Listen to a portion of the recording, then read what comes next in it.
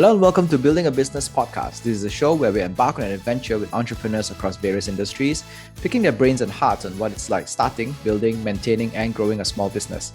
Building a Business podcast is supported by Patreon patrons like you. Go to patreon.com/buildingabusiness and help us make our show better from as low as $1 a month. My name is Sean.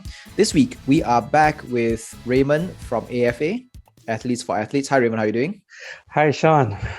Doing great, I guess, with the pandemic right now. Yeah. I think, okay, so for those who are listening, the pandemic, the MCO, it's called FMCO now. Yeah, full. Because MCO is not M enough. So FMCO makes it a lot more full. So now we're on a almost total lockdown throughout the whole country. So a lot of industries cannot operate, which also includes the sports industries as well. Unfortunately, yes. So basically, since MCO, we have not been able to operate.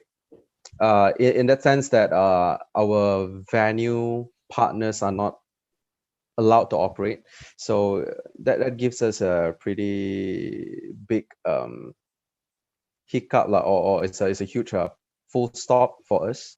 So I guess the biggest thing we struggle through this MCO and FMCO is that the fact that we are not growing, right? Because there are actually a few metrics of our team that we always follow closely, like number of user signups, the total GMV, gross merchandise value. Mm-hmm. So basically the things that we use to measure our month-to-month growth, right? Basically it's like really stagnant. Our graph is so depressing when we saw like there's a huge spike when the economy is recovering a little bit and then suddenly pop, like just down flat, right? So that's the biggest struggle. Tell me about it. It's actually very tiring for my side here as well, because a lot of businesses are very kind of skittish and very undecided. It's like they know they need to push on digital marketing, but they also know that if they don't sell enough products or services in the next months or so, right, they don't have the financial capacity to keep pushing for it. So they're very fickle. Suddenly they want, suddenly they don't want, and they're very short. They have very, very, what is it called?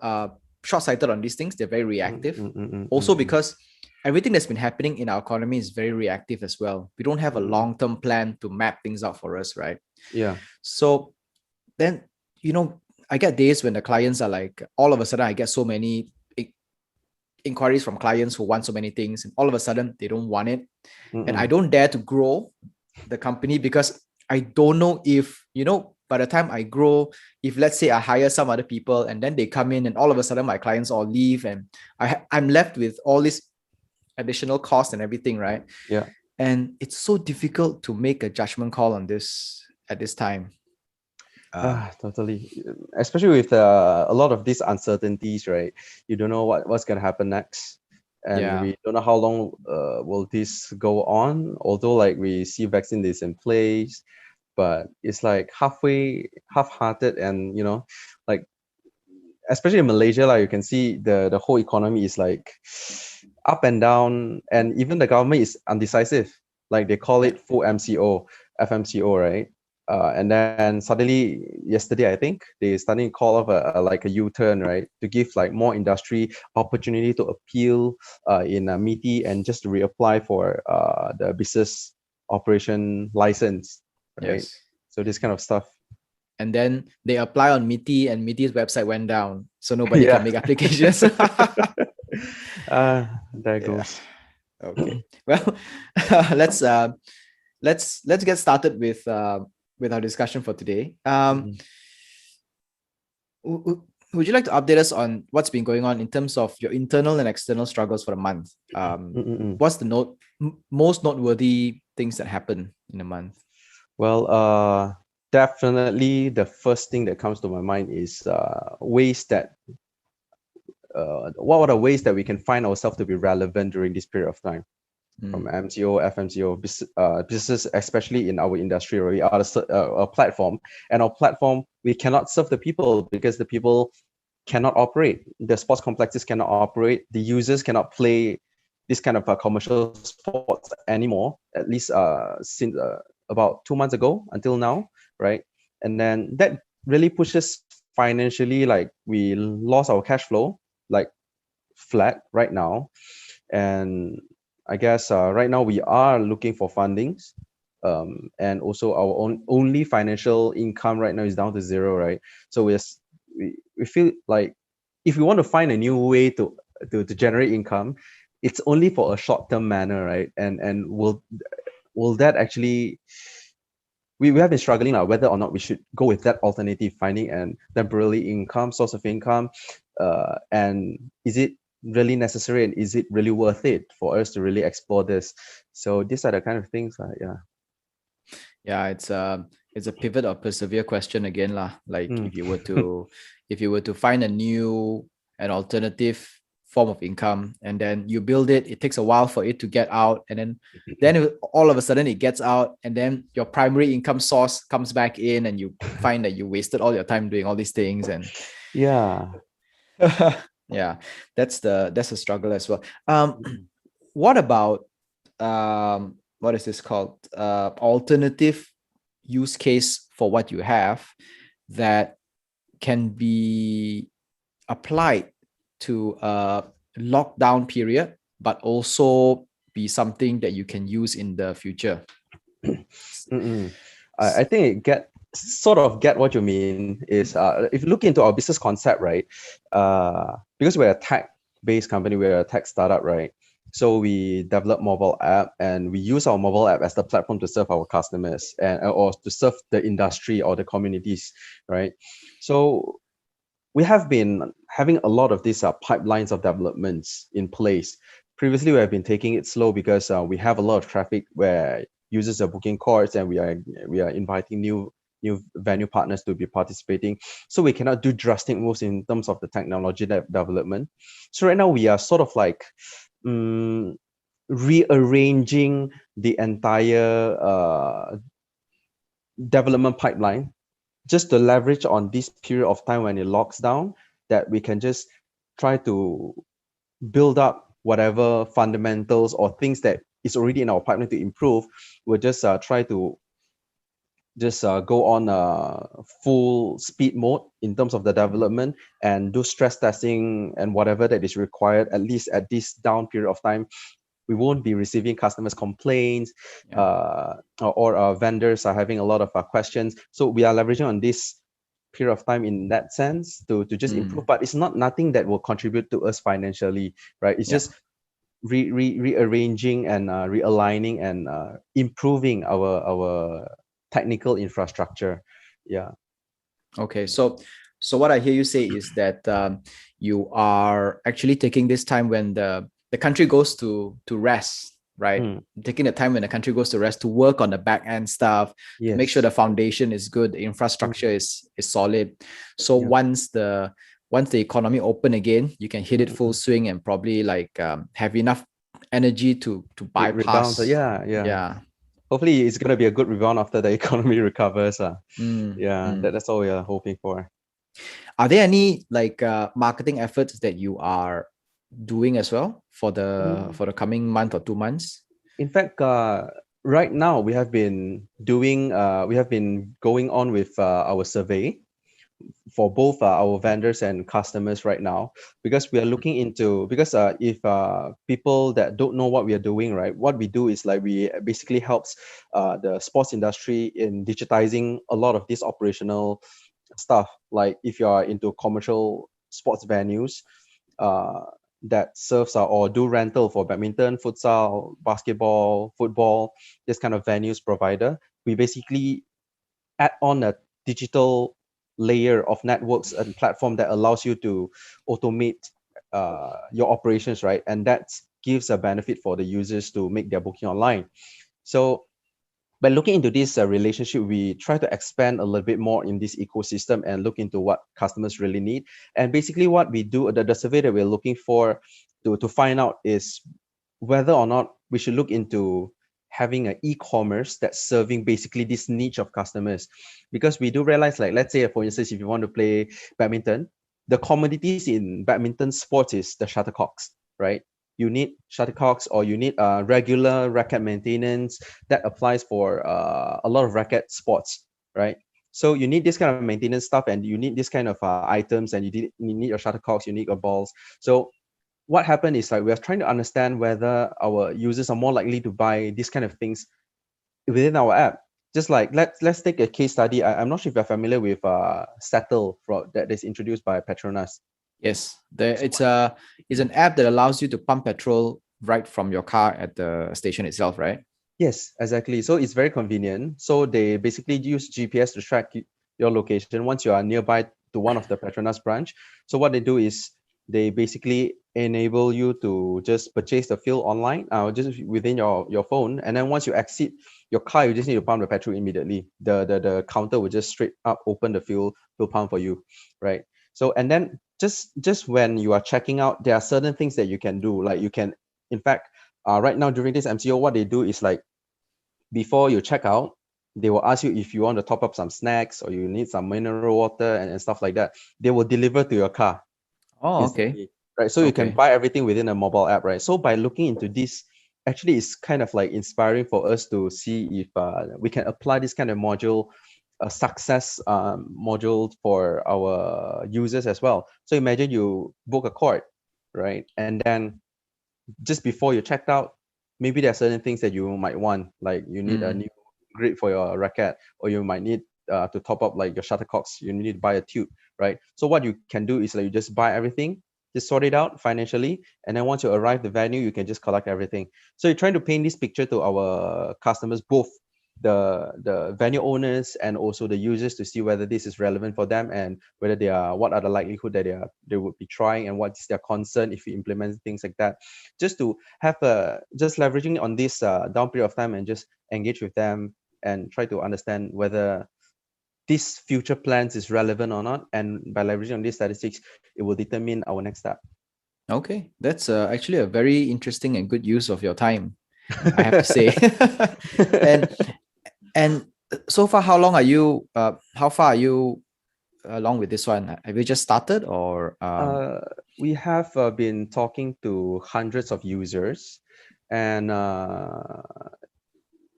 I think for the vendor side, yeah, we also have like phone calls, or we do like some Google forms, just to get the thing going. I think we are about 80% to our target on this survey.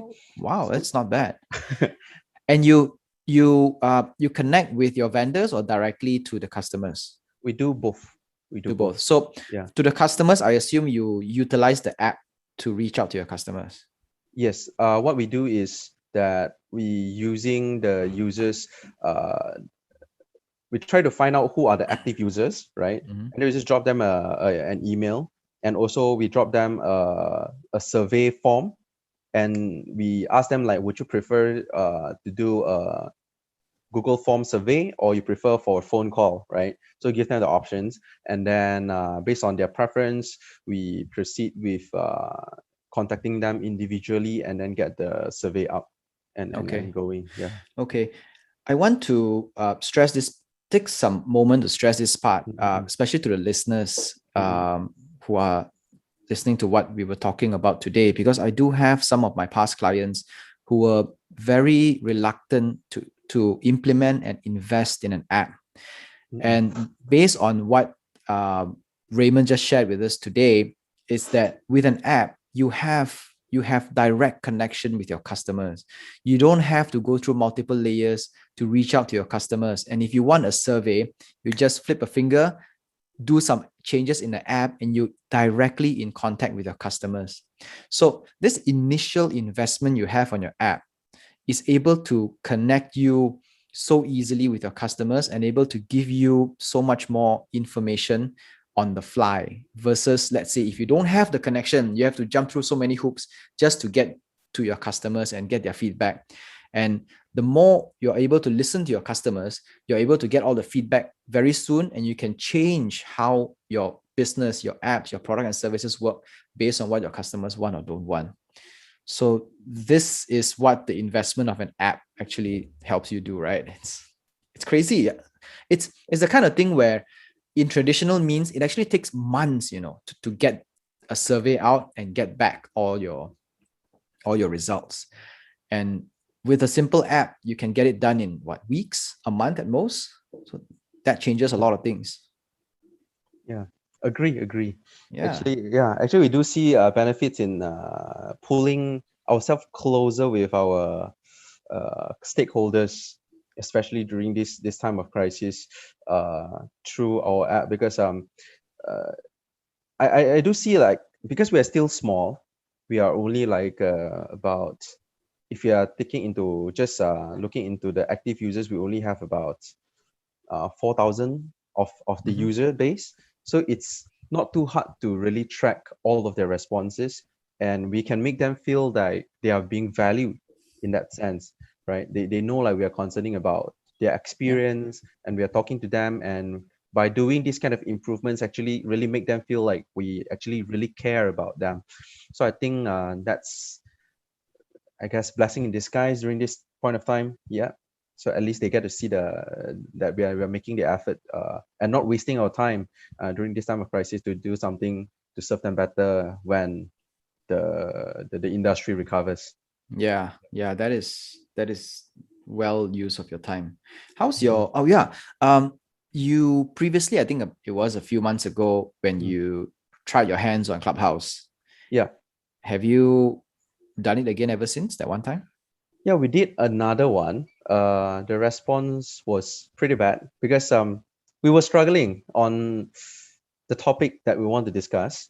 And then the second round that we did is more focusing on the vendors. We invited two lawyers to talk about what are the things that the venue operators can do during this point of time when it comes to landlord and tenant relationship. So we did that, and we give.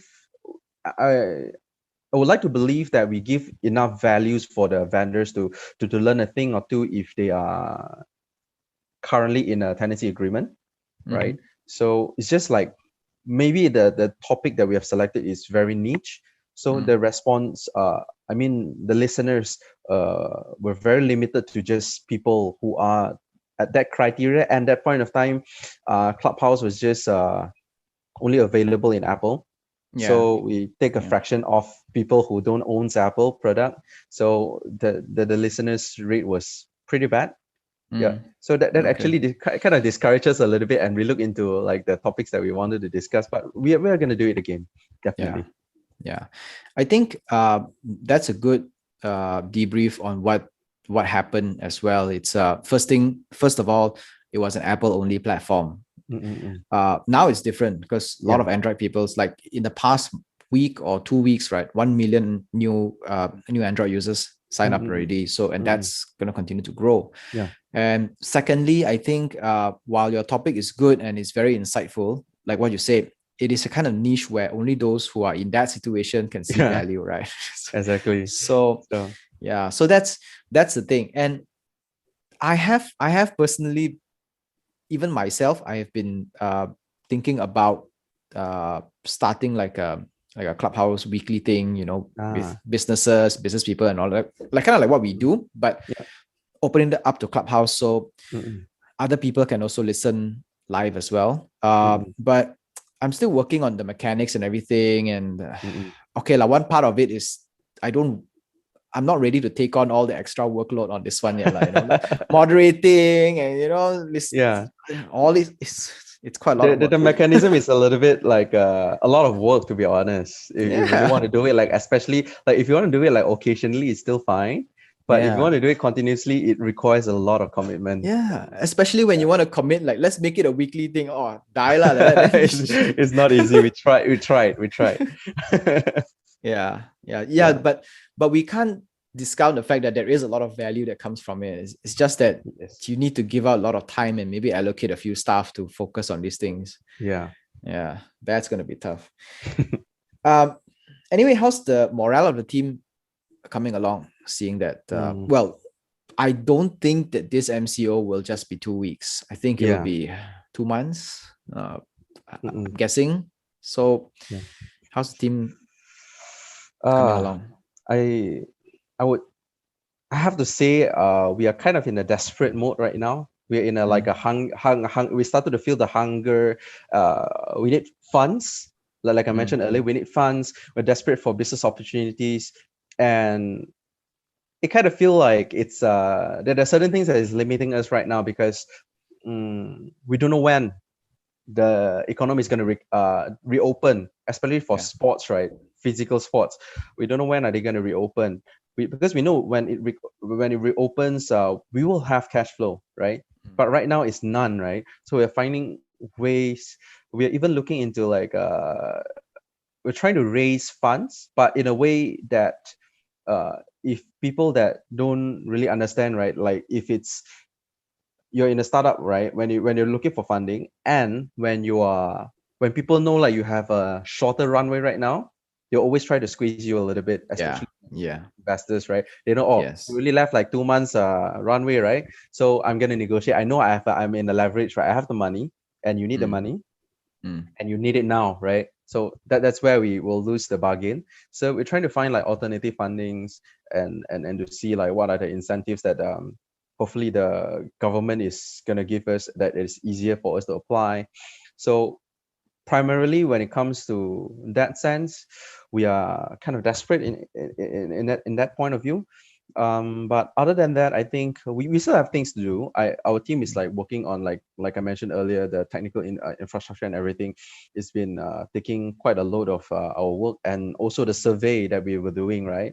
We're still carrying on. That is still taking a lot of things out of from we still have a lot of things on our hand. So I think just that the sense that we are getting shorter and shorter in terms of the funding is putting us in a zone where we are very alert right now, and we're trying to find ways to survive. So this is a kind of position you're in where if not careful, you may start doing the things that you don't normally would do, like in terms of ethically, or those kind of things, right? Like if we don't have to worry about money, we all about oh, I won't do the wrong thing and things like that. But when you are pushed to the limit, right, then you start to question whether or not you will cross some lines that you normally wouldn't cross. And sometimes it's fine, sometimes it's not. I have been through some before, and to be honest, there were some that until now I kind of wished I hadn't done. They're not very bad stuff. They're little bit of things, but I still wished I haven't done some of them lah. So one of the things that you can, the first thing you already have your primary plan A, right? The plan A is to hunker down, push it through, look for funding while focusing on what you're doing right now. There is a plan B that you can consider as well, which is each of you guys in the team are specifically skilled in your own right? You could say, okay, you could sit down with them and you said, okay, we take 50% of our company's time off, right? And in that 50%, we go out and find freelance work. So then what happens is that your company's output will reduce by 50%, right? So instead of getting something done within 1 month, you get it done within 2 months or 2.5 months. Then the other 50% of the time, they will go out and they will look for freelance work on their own.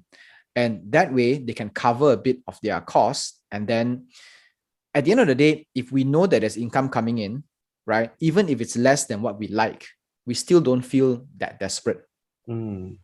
So that could be a plan B. So I'm not saying it has to be, but it could be something that to reduce your company's overheads. So you can talk about this to your team and say, let's see if this is what we can agree with. So go on like minimal survival mode all the way until we ride out this storm. This is actually what I did with my company at one point when things were actually pretty bad. It was actually very bad across the board. And I had to switch from full-time staffing all the way to all freelance staffing. And then, so the output, I had to like work on the output very differently. The timeline had to be stretched. Everything had to change. The whole system must change. And just to ride out that bad patch. Yeah. Yeah, Something really to put some really deep thinking into it. Yeah. So so you could think about this to see if that's something that you guys are okay with lah. At the end of the day, the team has to be, you know, willing to take it forward lah. Yeah, that's the important thing. Yeah. And let's talk about the last topic of today, which is if there is any plans for post-pandemic push. Yes. In fact, that's what we are looking forward, which is a post-pandemic. So we have our revenue models that have yet to be executed, that we want to push. And right now, what we can do is just to prep ourselves, waiting for the pandemic to over, or at least our industry to reopen. I don't think we are looking into the end of pandemic anytime soon. Probably end of this year, right? So I think we are just hoping that the industry can reopen as soon as possible. And there are certain things that we have plans ahead. For instance, like our auto lighting system that we helps venue operators to enjoy automation in their facilities, right? Those are the kind of things that we want to push, but we have yet to go full force before and then the MCO kicks in, right? So these are the things that we want to make sure that we are ready when Malaysia is ready to open again. There is like it did cross my mind just now that one of the things that I was talking about actually with when it comes to being pushed to the limit and then doing something that you may not like to do. So one of the thing could be, let's say for example, one of the reasons why you are stuck with no income at this point is because I assume that your subscription model is not locked in on contract. Right. So one of the things that people will usually do after this is to create a subscription model that is locked on contract. So now when you're locked on contract, it is a kind of thing where, let's say, whether you use or not, you're paying for it. 2 years is 2 years, right? But from the human to human ethical point of view is that we are all in an MCO lockdown, right? It doesn't make sense for you to keep charging me when I'm not using at all. Then you will turn around and say, I'm sorry, a contract is a contract. So then it comes to this point where, is it something that, you know, is this a line that you cross in order to secure your position, or are you willing to let go of this? You know, it's a gray thing, you know. There is no wrong, there is no right. It's just a very gray thing here, which is pretty similar to a standard tenancy agreement, exactly. It's a tenancy agreement thing. So some landlords are nice. They say, okay, you know what, we'll cut it down by half, or we'll, you know, I'll let it go for good. Like, you know, give you a pause at this time. But some will say, no, it's in the contract, right? So you still got to pay. So that's it's a very great thing lah. There is no right or wrong to these decisions. And go on. Let's say, for example, right, if the pandemic, we don't foresee the pandemic ending until the end of the year, right? Is there a way to virtualize what you do? Tough one. It's a very tough one. So for listeners, right, who don't know, Raymond and I actually go way back a few years ago when we were working together on the Bubble Sport Complex. And one of the things that we talked about at that time was actually to introduce esports into the complex as well. So esports is actually, if done right, I don't have the formula to this because I don't know this well enough, but if done right, esports it is the virtual version of the sports that you are doing now, right? So you are all about sports, whether it's physical or esports.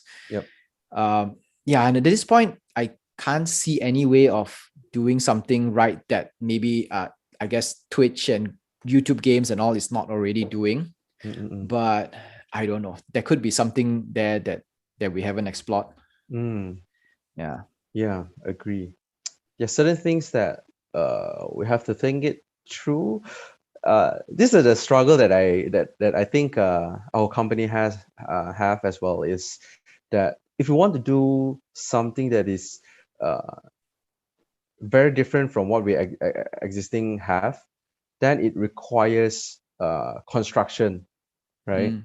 Of from the technical point of view, we actually did touch about the topic of whether or not we want to venture into like the esports zone at the moment, and maybe we haven't put enough thoughts into it yet.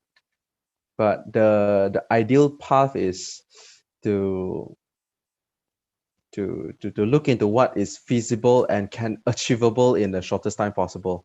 Yeah, yeah, Okay. because if you're talking about like let's say building let's say just a simple broadcast system, or live streaming on our platform, that might take a few months before it's ready to go onto the market. Or if you want to develop, let's say simple gaming stuff in our app, that perhaps also will take some time. So Yeah, probably it's there true are as certain well. things that we really need to look into in terms of, in that sense, and to see how we can explore something that will meet the criteria of like something that we can do it almost instantly, and then and it's market ready, you know. Yeah, This yeah, kind that's of true stuff. as well. That's true as Mhm, well. Like mhm. most of the stuff that like you said, most of the stuff that you want to build now will take a few months to come Yeah. out, and by that time, God, we don't even know whether what's happening and what's going on at the time already. Yeah, That's that's true a as well. struggle. That's a Yeah. struggle that we have to think it through. Maybe I don't understand the market enough to really know exactly what is feasible. But yeah, it is perhaps something that we can really look into. Yeah. Yeah, that's good. That's good. All right. If there's nothing else, we'll just call it a day for today. Yep. Yep. All right. Okay. Okay, before you go, Raymond, would you like to tell all the listeners where we can find out about you, your products, and how to buy from you? Yeah, we are available in the standard social media that you can find us, Facebook, Instagram, and recently we started our Twitter account just to post some thoughts out loud in Twitter. We're still I know it's a bit late lah, but we're trying to explore how Twitter works, at least in Malaysia context, right? Yeah. And yeah, and you can find us. You just type AFA or Athletes for Athletes. You should be able to find us in all the social media. Or the quickest way possible to support us is actually to download our app. We're available in Play Store and App Store. Just find AFA. Yep. Okay. All right, dear listeners, we know that now is the MCO and we can't go out and play sports in the centers yet at this point, but it still helps to download the app and have a look at what's in there and what are the participating courts and everything to see during let's say, when the economy opens and you can go and play sports already, you immediately know where to sign up and where to go and you know what to do. Yes, yes, that would be great. That is the most effective way to help us. Yes. Right, that's all for this week's episode of Building a Business Podcast. Building a Business Podcast is supported by Patreon patrons like you. From as low as $1 a month, you can help transform Building a Business Podcast into a source for inspiration and lessons for all entrepreneurs and small businesses all over the world. Simply go to patreon.com/buildingabusiness and be a patron. If you do not wish to provide monetary contribution, simply like and drop a review on your podcast feeder to increase its visibility, and hopefully the show will reach someone who will also find value in our content. Our podcast is available on Anchor FM, Google Podcasts, Breaker, and Spotify.